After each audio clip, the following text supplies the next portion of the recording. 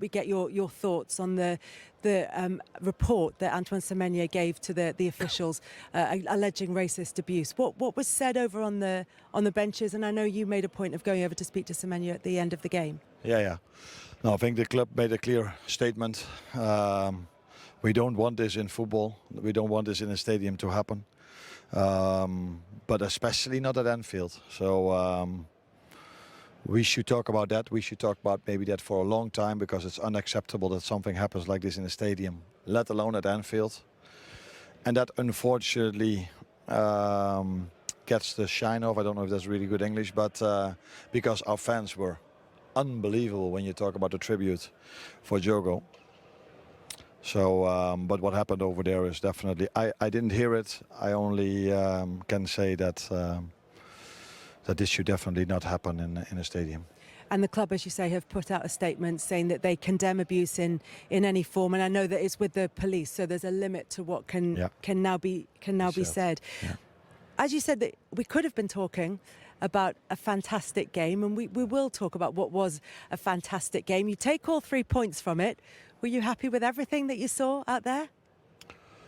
I think it was a great game to watch, and this is why this is what football makes so great. 3 parties involved that wanted to play a very nice game. Us, Bournemouth, and the referee. So high tempo, no time wasting, no diving, just keep on playing. This is what football makes so nice. 2-0 up, going 2-2, because they just kept on going after 2-0 down. It's a big compliment for them not to give up, but just keep on fighting. And then we did the same after we conceded the 2-2. And not only we, our fans were at that moment of time. And even before the game, during the You Never Walk Alone and the tribute for Diogo, the banner they had, it all together, it should be about that. But the game of football was also impressive, in my opinion. Yeah, very impressive game of football. Were you always convinced that Liverpool were going to take 3 points from that game? No, because we played them last season here when we were 3-0 up. They just kept on going. They were in every stat, running stat, very high last season, and you could see today again. We, by the way, as well, but you could see today again how fit this team we faced was and never gave up. Because you can talk about rest defense, but I think the moment we lost the ball in both situations, the rest defense was in order. But the pace they have, the tempo they sprinted all the way, it was a 4v2, I think, on this side. That's also credits to them. But like I said, they faced a team that's really fit as well and never gives up. We've lost many players during the summer, but we didn't lose our mentality. I'm really interested in that point, because I've heard you make it in almost every interview that you've given, because you're asked so often about the players who've come in, but you're always at pains to emphasise the players who've gone over the summer. Not always, because it's only the second day I have an interview, I think. Yeah, I've seen a couple. But yeah, everybody is asking me the same question. Yeah, you have a lot of new players. Yeah, reality is we've lost a lot of players as well. I think we even lost more than we got. But it's normal if you bring such a talented players in. And you've already won the league last season, that everybody's talking about that. But yeah, if you normally, when it was 2-2, you know, I think these two know which player I was looking at that moment of time. I would have loved to bring Diogo Jota in, but now I couldn't for terrible reasons.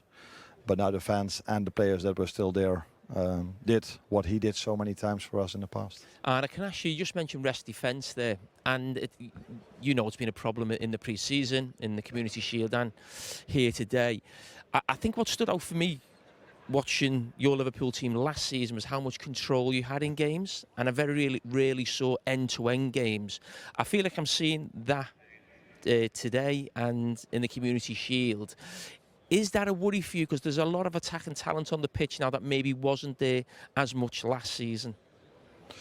Not that we bring more bodies in front of the ball, maybe, but we do have players that are looking maybe for a final pass or a difficult solution in the end phase of an attack a little bit more, because they also have these passes than we had last season. And probably, I'm not talking about a player we lost, but I do talk about a player that was not available last week and not this week, and that's Ryan Gravenberch, who was last season very, very important in these moments as well. So with McAllister only being back 2 or 3 weeks in pre-season, we lost a little bit of that control in our midfield. But yeah, Ryan will be back next week, and Maka will be fitter again.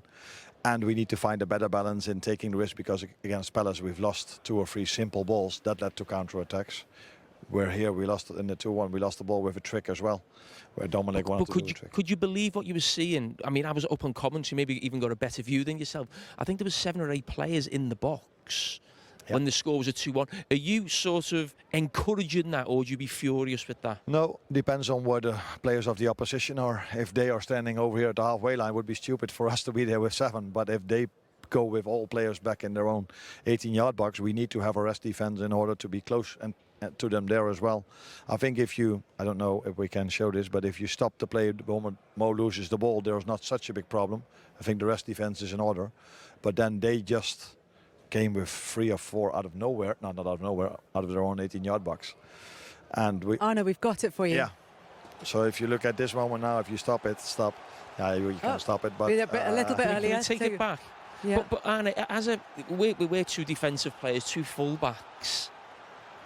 Just take it back a little bit further, if we can. A little bit further. We used to play like this, actually. No, that's fine. No, what I'm saying is, I don't like the fact that Liverpool's 2 full-backs at this stage of the game. Joe Gomez has made an inside run. Andy Robinson's in the box. That, to me, feels too much on the front foot.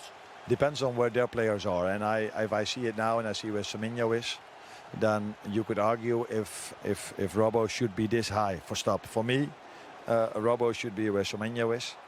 And you can argue if all of our midfielders should go inside the 18-yard box now.